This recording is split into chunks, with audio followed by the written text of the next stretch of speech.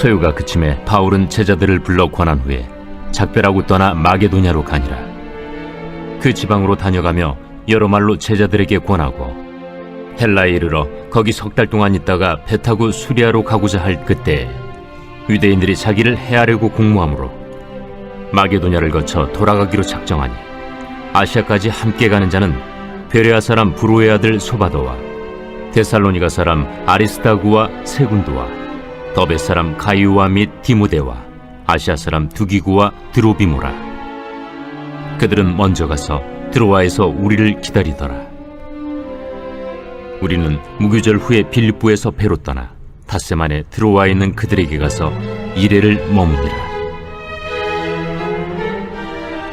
그 주간의 첫날에 우리가 떡을 때려 하여 모였더니 바울이 이튿날 떠나고자 하여 그들에게 강론할세 말을 밤중까지 계속하며 우리가 모인 윗다락에 등불을 많이 켰는데 유두구라 하는 청년이 창에 걸터 앉아있다가 깊이 졸더니 바울이 강론하기를 더 오래 하며 졸음을 이기지 못하여 3층에서 떨어지거늘 일으켜보니 죽었는지라. 바울이 내려가서 그 위에 엎드려 그 몸을 안고 말하되 떠들지 말라. 생명이 그에게 있다. 하고 올라가 떡을 떼어 먹고 오랫동안 곧 날이 새기까지 이야기하고 떠나니라. 사람들이 살아난 청년을 데리고 가서 적지 않게 위로를 받았더라. 우리는 앞서 배를 타고 아소에서 바울을 태우려고 그리로 가니 이는 바울이 걸어서 가고자 하여 그렇게 정하여 준 것이라. 바울이 아소에서 우리를 만나니 우리가 배에 태우고 미둘레네로 가서 거기서 떠나 이튿날 기우 앞에 오고 그 이튿날 사모에 들르고 또 그 다음날 밀레도에 이르니라. 바울이 아시아에서 지체하지 않기 위하여 에베소를 지나 배 타고 가기로 작정하였으니 이는 될 수 있는 대로 오순절 안에 예루살렘에 이르려고 급히 가밀어라. 안녕하십니까 대사신앙가족 여러분. 오늘 2월 마지막 수요 가정예배 말씀 묵상 본문은 사도행전 20장 1절에서 16절까지의 말씀을 통해서 강론하기를 더 오래 하매 라는 제목으로 함께 은혜를 나누겠습니다. 에베소 사역을 마친 사도 바울은 예루살렘을 거쳐 로마를 가기 전에 마게도냐와 아가야 지역을 돌아보게 되었는데요. 고린도에서 3개월 정도를 머물게 됩니다.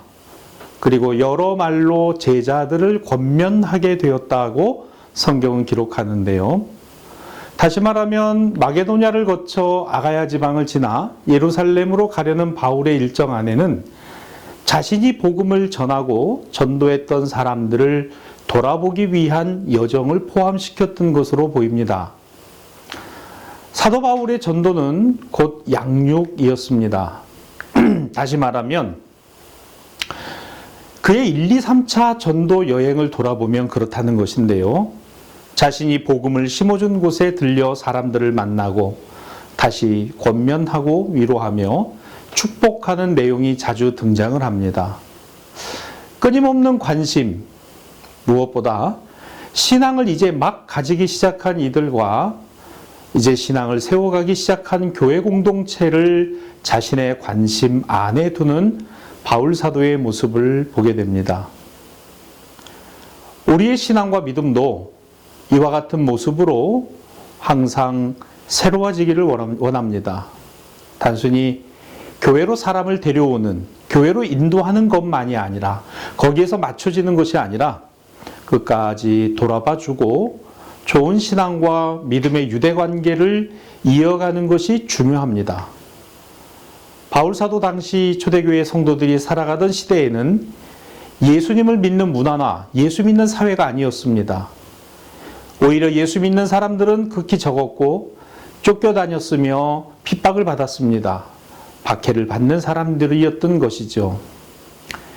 이분들이 복음 안의 진리를 발견하고 신앙과 믿음을 이어 살 수 있도록 도와주고 격려하고 위로하는 일들이 필요했을 것입니다. 이런 점에서 다음 말씀을 봅니다. 사도행전 20장 7절의 말씀인데요. 그 주간의 첫날에 우리가 떡을 떼려 하여 모였더니 바울이 이튿날 떠나고자 하여 그들에게 강론할세 말을 밤중까지 계속하매. 여러분, 이 분위기가 그려지시나요? 성도들이 모여서 말씀을 들었다. 그것도 밤늦게까지 모여서 말입니다. 장소는 지금처럼 예배당이 아니라 한 집에 모여 있었던 가정교회 예배 형태였죠. 함께 떡을 떼고 말씀을 공부하는 그야말로 한 가족 같은 그런 분위기였습니다. 얼마나 귀하고 아름다운가. 우리가 초대교회, 처음 교회로 돌아가자라고 하는 모습 속에는 바로 이와 같은 모습이 있다는 것입니다. 지금은 비록 코로나 비대면, 코로나 바이러스로 참 대면이 힘들고 어려운 상황입니다만, 그럼에도 불구하고 그 모이는 작은 시간 속에서, 기회 속에서 서로가 서로를 존귀히 여기고 소중히 여기며 함께 말씀의 은혜를 나누고 교제하는 일은 얼마나 귀하고 복된 일인지 모르겠습니다. 자, 그런데 이와 같은 은혜의 공간, 참 복 있는 시간 안에 그만 일이 생기고 말았는데요. 본문 8절로 9절입니다. 우리가 모인 윗다락에 등불을 많이 켰는데 유두고라 하는 청년이 창에 걸터 앉아 있다가 깊이 졸더니 바울이 강론하기를 더 오래 하매 졸음을 이기지 못하여 3층에서 떨어지거늘 일으켜보니 죽었는지라.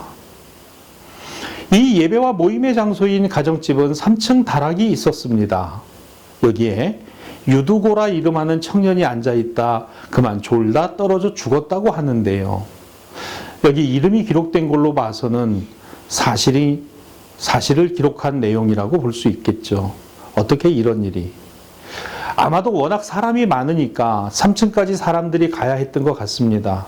그야말로 바울 사도의 말씀 전함의 뜨거운 열기와 열정이 느껴지는데요. 그래서 늦은 밤중까지 말씀을 가르치게 되었고, 이 같은 교회의 모습을 우리가 본받고 새겨야 한다라고 하는 분명한 이유도 있습니다만, 그러나 한편으로는 이와 같은 어려움이 닥쳤습니다.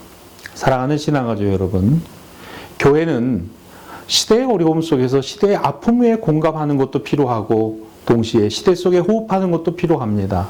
그러나 교회의 본령은 바로 하나님의 말씀을 나누고 떼는 일, 즉 말씀과 성찬과 말씀 안에 있다는 것을 기억하십시다.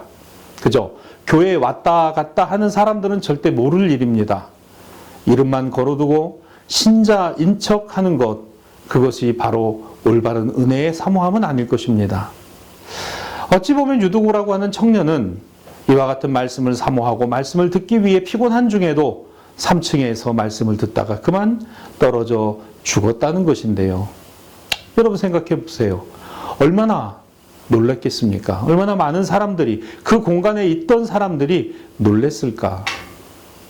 자, 사람이 죽었어요. 바울은 설교를 계속할 수 없었습니다. 뛰어가 유두고 위에 앉아 그를 껴안고 하나님께 기도하여 그를 살리게 됩니다. 여기서 하나님의 기적과 능력이 나타난 것이죠. 자, 그렇게 되니까 이제 중요한 말씀 하나가 나와요. 사도행전 20장 12절 본문, 사람들이 살아난 청년을 데리고 가서 적지 않게 위로를 받았더라. 모두들 날이 새기까지 떡을 떼고 밤을 새웠습니다. 정말 은혜 충만한 밤이었습니다. 그리고 죽었다 살아난 유두고를 보고 사람들은 그의 간증을 통해서, 그의 모습을 통해서 많은 은혜를 받았습니다. 유두고를 보니까 하나님 살아계심을 볼 수 있었고 하나님의 전능하신 능력을 깨달을 수 있었기 때문입니다. 그는 가는 곳마다 살아계신 하나님의 산 증인이요 간증자였을 것입니다. 사랑하는 대사신앙가족 여러분, 우리의 삶의 자리마다 이와 같은 하나님의 영광이 드러나고 전능하심이 보여지고 그 역사하심이 모두에게 증거될 수 있기를 주님의 이름으로 축복합니다. 우리의 삶을 통해 주 예수 그리스도가 증거되는 일. 말씀을 정리합니다.